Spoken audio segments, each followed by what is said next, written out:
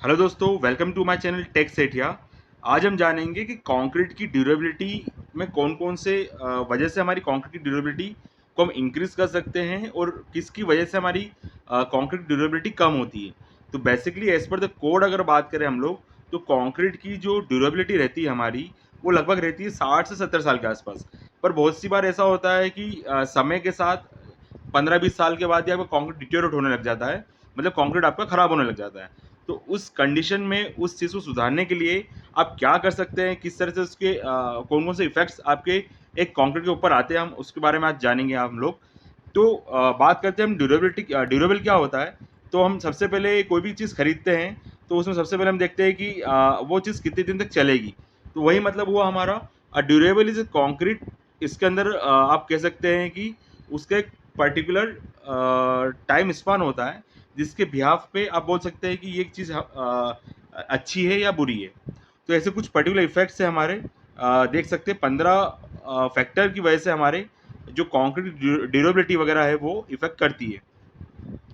सबसे पहला जो फैक्टर आ रहा है इसमें आपका आ रहा है cement content, then aggregate quality, then water quality, then concrete compaction, then curing period, then permeability, then moisture, then temperature, then abrasion, then carbonation, wetting drying cycle, freezing thawing, alkaline aggregate reaction and sulphatic. तो हम इन कुछ पहलू पे जो 15-14 पहलू है हमारे, इस पर हम डिस्कस करेंगे किस तरह से हम लोग इसको आगे जो कंक्रीट है उसमें ये एक पार्ट रखते हैं। सबसे पहले बात करते हैं हम सीमेंट कंटेंट की। तो सीमेंट कंटेंट जो होता है हमारा, आप देख सकते हैं ये बहुत मायने रखता है, वाटर सीमेंट रेशियो वगैरह बहुत मायने रखता है, जिससे वर्केबिलिटी भी बहुत मायने रखती है। बहुत सी बार क्या होता है ऑन साइट कि ठेकेदार क्या करता है, उसकी वर्केबिलिटी बढ़ाने के लिए कंक्रीट के अंदर बेहिसाब पानी डालते जाता है। उसकी वजह से क्या होता है, जो कंक्रीट की जो स्ट्रेंथ है, जो बाउंडेशंस है, जो सीमेंट और पानी की बॉन्ड होना चाहिए, वो बहुत रिड्यूस हो जाती है और उसकी वजह से क्या होता है, हमारे कंक्रीट के जो कंपोनेंट्स हैं वो टूट जाते हैं। Then excess amount of aggregate आपको डालना, जैसे कि आपकी जो रिक्वायरमेंट आ रही है, जो आपकी एग्रीगेट्स की आ रही है, आप कह सकते हैं कि इसमें हम जैसे मान के चलते हैं, हम लोग जो एग्रीगेट यूज़ करते हैं वो फ्लैकी शेप में होते हैं, पर बहुत सी बार ठेकेदार क्या करता है, राउंड शेप हो गया, ओवल शेप हो गया, इरेगुलर शेप हो गया। इस शेप में ठेकेदार लोग क्या करते हैं, कॉन्ट्रैक्टर इसमें आपके मटेरियल मिलाते हैं और उससे आपकी कंक्रीट की जो क्वालिटी, वो एग्रीगेट क्वालिटी वो गिर जाती है।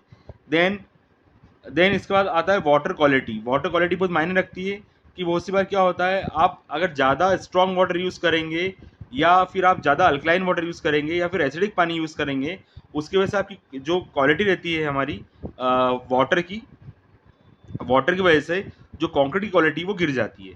देन इसके बाद हम देखते हैं हमारा कंक्रीट कॉम्पैक्शन। कंक्रीट कॉम्पैक्शन बहुत बड़ा मायने रखता है। वो किस हिसाब से रखेगा, आप देख सकते हैं कि अगर आप जब कॉम्पैक्ट कर रहे हैं, आपका जो नीडल वगैरह है वो प्रॉपर तरीके से आप इसको यूटिलाइज करें और नीडल को भी आपको एक पर्टिकुलर टाइम तक चलाना है। जो हमारा नीडल रहेगा, टाइम के साथ बहुत सी बार ठेकेदार उसको चला के नीडल को छोड़ देता है। उस कंडीशन में क्या होता है, सेग्रीगेशन हो जाता है हमारे गिट्टी का, पानी का, सीमेंट का और रेती का, ये सब अलग अलग कंपोनेंट बैठ जाते हैं, अलग अलग हो जाते हैं। इस कंडीशन में क्या होता है, आपकी जो कंक्रीट की जो एक्चुअल स्ट्रेंथ आनी थी वो रिड्यूस हो जाती है, 10-15-20% वो गिर जाती है। तो आपको साइट पे कंक्रीट कॉम्पैक्शन भी ध्यान रखना पड़ेगा, किस तरह से आप उसको कंक्रीट को आप कॉम्पैक्ट कर रहे हैं। देन क्यूरिंग पीरियड, बहुत सी बार फास्ट कंस्ट्रक्शन की वजह से क्या होता है, जो क्यूरिंग है आप फास्ट करवाते हैं, इन द सेंस कि आपको 28 डेज की क्यूरिंग करना रहती है, पर बहुत सी बार ठेकेदार क्या करते हैं, उसको 20 या 21 दिन में उसको क्यूरिंग निकाल देते हैं, जो शटरिंग वगैरह निकाल देते हैं। उसकी वजह से भी हमारे क्या होता है, हमारी कॉन्क्रीट क्वालिटी यहाँ पर रिड्यूस होती है। देन परमेबिलिटी, बहुत सी बार क्या होता है, अगर आपको वाटर सीमेंट रेशियो मेंटेन करना रहता है, तो फुटपाथ वगैरह पे आप कंक्रीट को परमेबल रखते हैं। उस कंडीशन में क्या होता है, आपकी कंक्रीट की स्ट्रेंथ यहाँ पर गिर जाती है।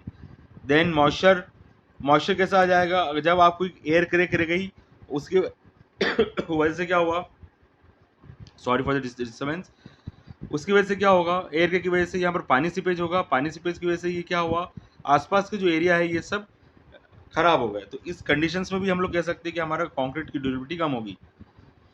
देन टेम्परेचर एक्सपोजर्स की वजह से भी आप कह सकते हैं कि आपकी कंक्रीट की जो क्वालिटी ख़राब हो सकती है। क्या होता है, जब हम कंक्रीट डिज़ाइन करते हैं तो टेम्परेचर को भी आपको ध्यान रखना पड़ता है कि कौन से एक्सपोजर में आप उसको यूटिलाइज कर रहे हैं। इन द सेंस, अगर आप उसको ज़्यादा टेम्परेचर के लिए लेके जा रहे हैं तो आप उसमें अलग से एडमिक्शंस वगैरह डालें, जिससे उसकी कंक्रीट की क्वालिटी उसकी ना गिरे। देन इसके बाद हम देखते हैं हमारा अगला पॉइंट, एब्रेशन। एब्रेशन क्या होता है, कंटिन्यू वेयरिंग टेयरिंग होता है। इन द सेंस, कंटिन्यू गाड़ी आ रही है जा रही है, आपने वो वेयरिंग टेयरिंग का उसमें जो हमारे जो कोड प्रोविजन देता है उस प्रोविजन को आपने ध्यान नहीं रखा, उसकी वजह से भी क्या होता है, आपका कंक्रीट ड्यूरेबिलिटी गिर जाती है। कार्बनेशन अटैक भी एक बहुत बड़ा पहलू है हमारे इसके अंदर की, जिसके अंदर कंक्रीट की क्वालिटी आपकी यहाँ रिड्यूस हो जाती है। देन इसके बाद हम देखते हैं हमारे waiting drying cycle. Waiting dry cycle किसके कह सकते हैं हम लोग कि आपका जो पोटेंशियल है आपके कंक्रीट का वो कम हो जाता है due to the continuous seepage. Seepage आने की वजह से क्या होता है, इरोजन आ जाता है। इरोजन की वजह से क्या होता है, टेंशन कंप्रेशन जोन जो होता है वो डिफरेंट वेरी हो जाता है, और इसकी वजह से क्या होता है, आपका कंक्रीट यहाँ पर उसकी ड्यूरेबिलिटी यहाँ पर गिर जाती है। देन फ्रीजिंग थॉइंग, हमारा जो मिक्सिंग होता है, अब इसका साइकिल क्या होता है फ्रीजिंग थॉइंग का, कंटिन्यू आप उसमें गर्म कंटिन्यू क्या रहता है, जैसे आप उसको repeated cycle of freezing and थॉइंग can cause cracking and spelling in concrete, particularly in cold climate. ये बेसिकली होता है हमारे कोल्ड रीजन्स में, स्नो एरिया में आप इस वाले कॉन्सेप्ट को सबसे ज़्यादा देखेंगे। देन अल्कली रिएक्शंस, जैसे मैंने बताया, अब अल्कलाइन ज़्यादा आप उसमें लेके चल रहे हैं तो उस कंडीशन में आपका कंक्रीट खराब हो जाएगा। देन सल्फेट अटैक, ये बेसिकली आपको देखने को मिलेगा आपके जो शीश और कंस्ट्रक्शंस होते हैं, मरीन कंस्ट्रक्शन होते हैं, वहाँ पर आपको ये सब टेक्निक आपको देखने को मिल जाएगी। और लास्टली आपका ऑर्गेनिक एक्सपोजर, अगर आप डायरेक्टली कर रहे हैं इसको, डायरेक्टली आप ऐसी जगह पे कर रहे हैं जहाँ पर आप कंस्ट्रक्शन सीवियर हो, जहाँ पर उसको ऑलरेडी दिख रही है आपकी ड्यूरेबिलिटी कम आने वाली है, उस कंडीशन पे आप बिना उसके आपका जो कंक्रीट है, बिना उन सब चीज़ों को ध्यान रखते हुए आप उसकी डिज़ाइन कर रहे हैं, उसकी वजह से भी आपकी कंक्रीट की ड्यूरेबिलिटी आपकी यहाँ पर गिर सकती है। तो ये कुछ पहलू थे हमारे, जिसकी वजह से आप कंक्रीट क्वालिटी को अब आपको ऑन साइट आपको मैनेज करना पड़ेगा, और किस तरह से आप कंक्रीट की क्वालिटी को आप इंक्रीज़ कर सकते हैं। तो आने वाले मेरे चैनल पर आप वीडियो देख सकते हैं टेक सेठिया पे। इस तरह के और वीडियो जानने के लिए सिविल इंजीनियरिंग के रिगार्डिंग मेरे चैनल को ज़रूर लाइक करें, सब्सक्राइब करें, और ज़्यादा से ज़्यादा ज़रूर फॉलो करें, ताकि इस तरह की इन्फॉर्मेटिव वीडियोस आपको आपके करियर में और आपकी आपकी ग्रोथ के लिए या इंटरव्यू के लिए, आपको सिलेक्शन के लिए ये आपको यूटिलाइज हो सके। Thank you.